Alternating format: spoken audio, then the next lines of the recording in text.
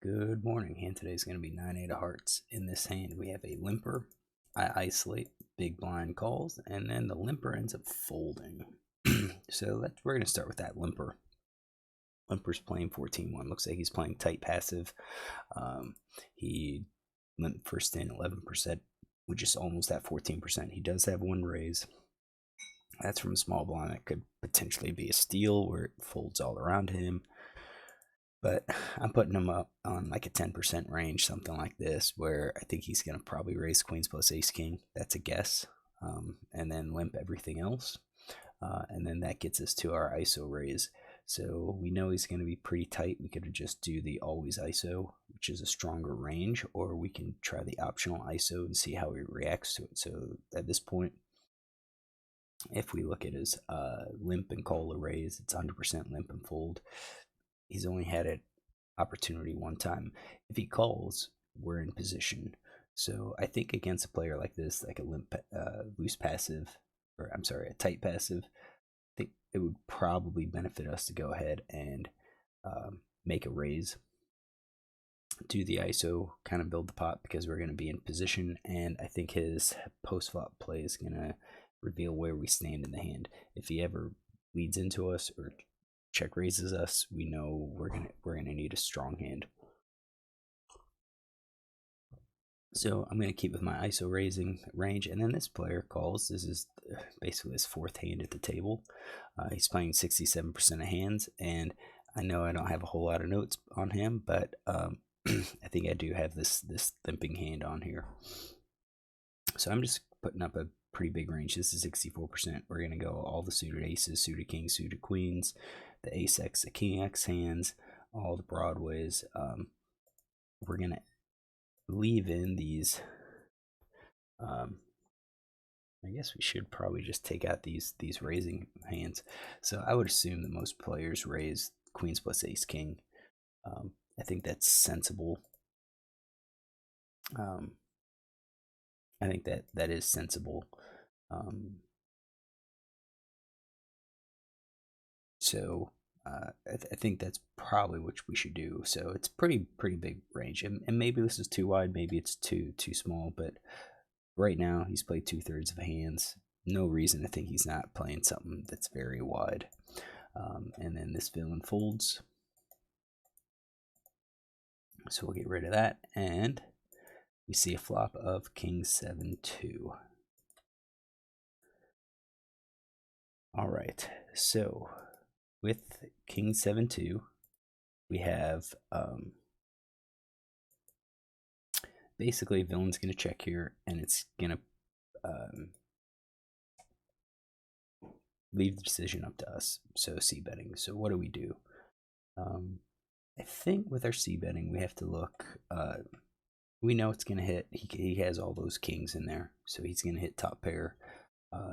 But we do have a possibility of flush draw. So if we kind of break it down, how many draws we have, you can see we've got about 8% of draws, and then we have some backdoor draws that we could include as bluffs. But you can see that right now we don't really have a huge number of hands. Now, villain does have a lot of hands that are going to miss. He has a lot of junk hands. We assume he's going to have to fold a lot of them.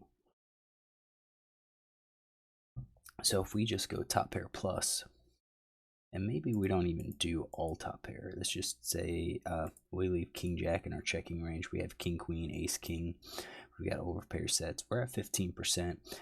Backed by our flush draw at 8%. We need to find some more. So I think with our backdoor flush draws, we're going to go for hands like these.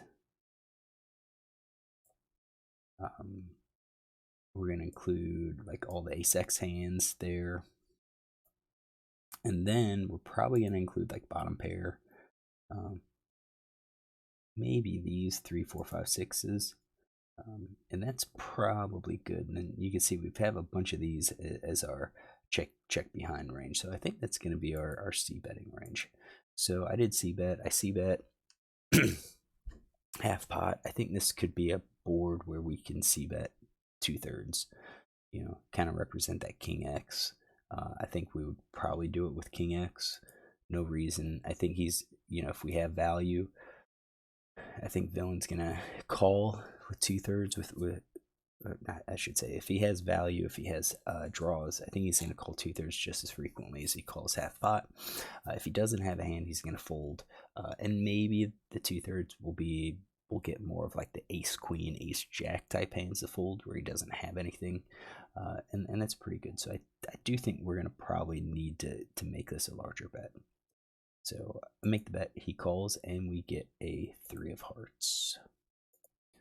So villain now leads into us. So we're just going to kind of go back. We did c-bet, and now he leads into it. I was going to say, with this 3, that's actually a pretty decent card, because all of our backdoor flushes improve, and it's going to allow us to continue c-betting.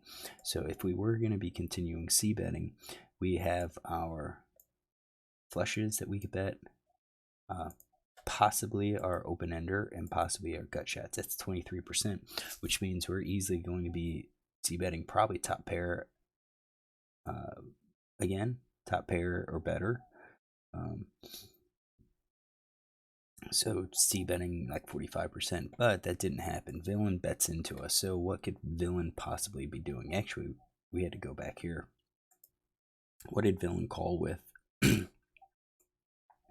We're going to say he calls with basically any of the pairs, even the bottom pairs. He's loose. We're going to give him the flush draws. We're going to basically say he's calling those hands. So now, what does he bet with? I don't think it makes sense for him to bet a set or 2 pair, and especially not a 6. 6 big blinds. It's like a third or less than a third, almost a quarter of a pot. So I don't think he's doing it with a set or 2 pair. I think top pair is a possibility. I think at this point it's not going to be the big top pair. Maybe it's like king 9 or worse. Maybe he's doing it with these under pocket pair or the middle pair to see where do we stand. Do we have that king or 7? Maybe even those. We're going to cap it at middle pair. I mean, it's possible that he does it with the flush draw. So what we're going to do is do like 50% as a flush draw, because I think half the time he's going to be checking here. The other half, this player may be one to kind of try to control the pot. So by betting this amount, he is controlling what he's drawing. The price for his draw is something like that. So we're just going to say 50%, something like that. That's what he's betting. And then it comes back to us. And what do? Obviously, we're going to be calling. We can't fold top pair. I think our sets are probably going to be a raise. And I think if we're raising with our sets, that's 4%. I think we're going to probably be raising with some of our big flush draws. So, with our big flush draws, I think we're going to eliminate like ace 4, ace 5. Maybe 4, 5 as well. I think those could be.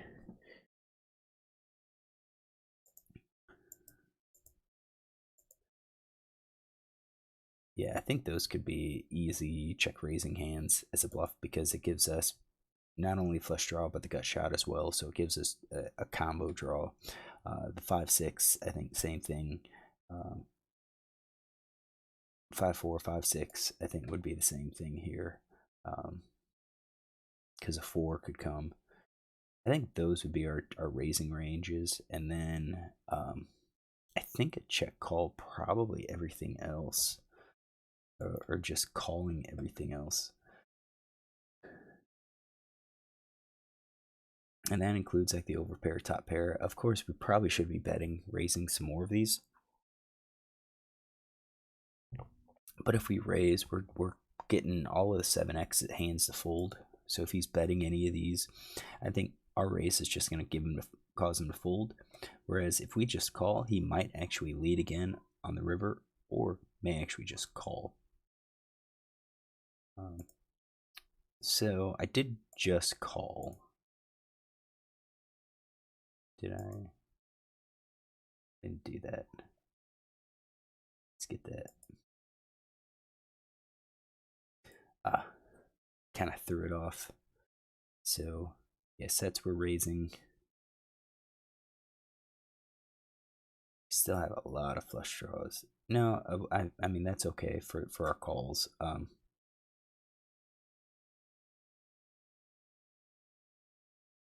getting rid of those.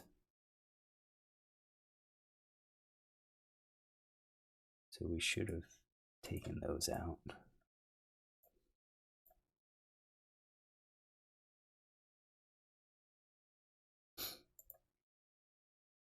Okay, so that's better. So that's going to be our calling range. King of Hearts comes out. Not my favorite. He overbets pot. And at this point, I don't think he has a set. I think if he had a set, he would have checked to us and let us bet. So at this point, we're just thinking about the hearts. Did he improve to a better heart? I just don't see that. So if we look at just at Villain's overall range, he's got a flush 2.83% of the time. We're beat by a lot of them. I don't think he really has a full house. And the three of a kind, I just don't. He could have it. He could have it. Definitely, I think he could have three of a kind. But it almost seems like with the three of a kind, why not just check call with three of a kind? And his bet sizing just seems odd. He overbets the pot. This is, 3x pot. Just shoves all in. It's gonna end up being like 2x pot because I have the effective stack size here. So what is he doing this with? He's doing it with all. It has to be all of these weak hands, and maybe he has three of a kind, but that's okay. We still beat him. Our hand just beats him. So I think when we look at our overall range, we're calling with the flush, and I think we're calling with three of a kind. I think overpair could be a call as well, but the rest of this, I think we would be a fold. The overpair we're calling because we think he might have something like this. It's a question of the three of a kind.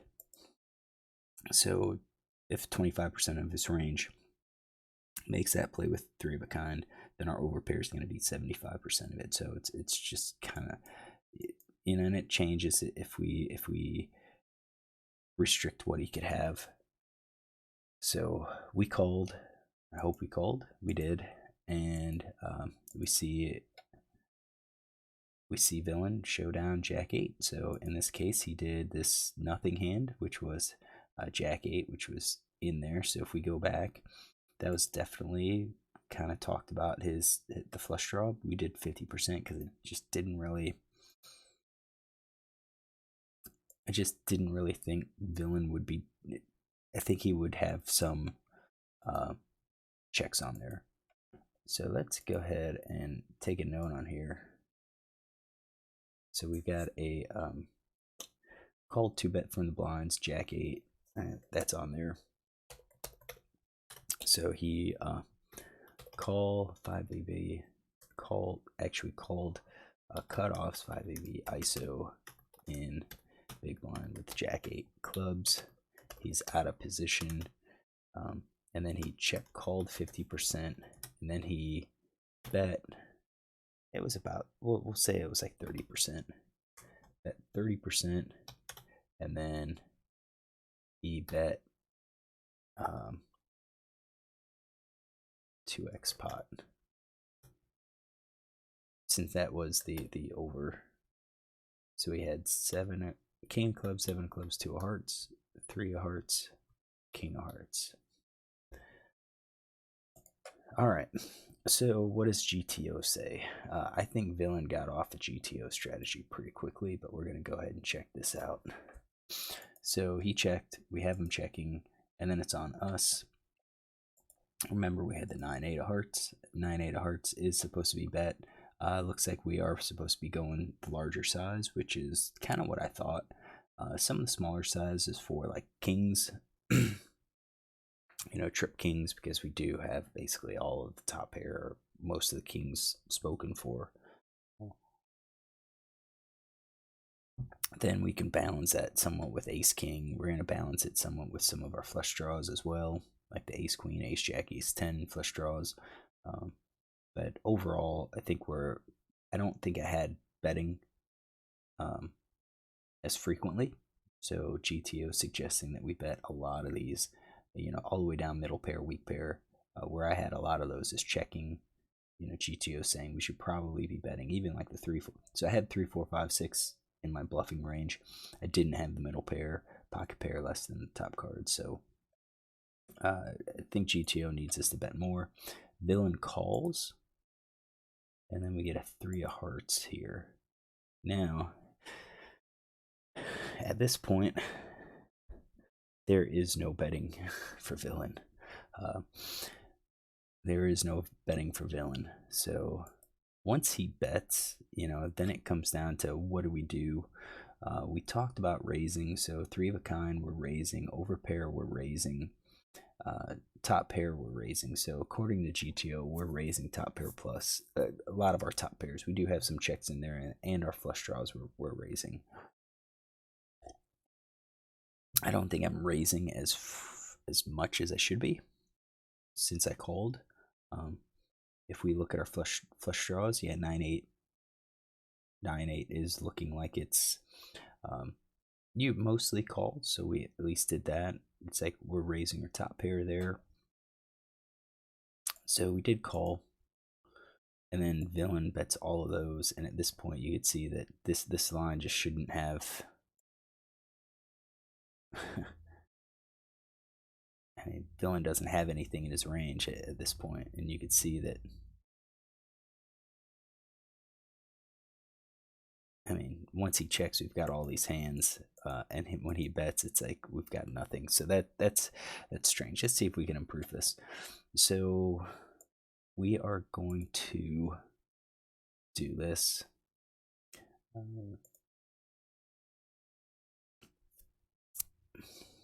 So we've got, that was going to be my range. Okay, that was my range. That was the range on the flop, and then we set up a calling range here for him, which was also pretty wide. Okay, we are going to build the tree.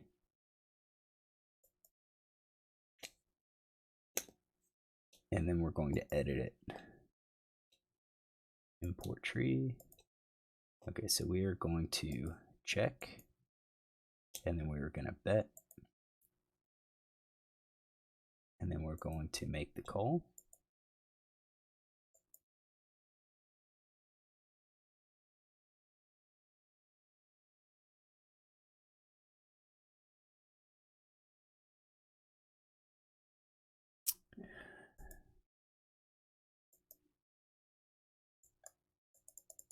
Yeah, okay. All right, so now we get here.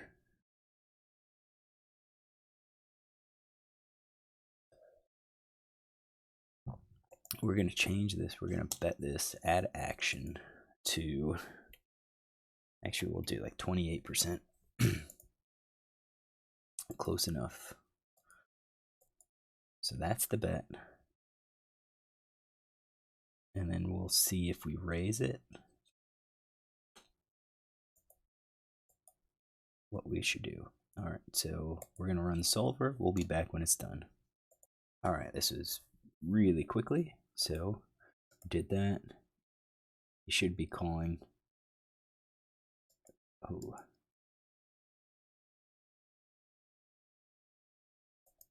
Should make it. Yeah, 60%. Okay, so he's betting 100% of his range, basically all of this. And then it's on us. What do we do? 9-8, still call. It makes it a little bit easier for us to see it. We do have some raising. We're not raising all of our top pairs, but we are raising over pairs and over pair are better. And our good top pair, ace kings, are raising. Some of our king queen suited. So king queen of hearts is going to be a raise. The other king queens are not. So top pair with backdoor flush draw So we do call, and then the king of hearts comes up. So now villain bets. And let us edit this tree. So he bets, we call, and now we are going to add action. We're going to say 200% if that's going to work.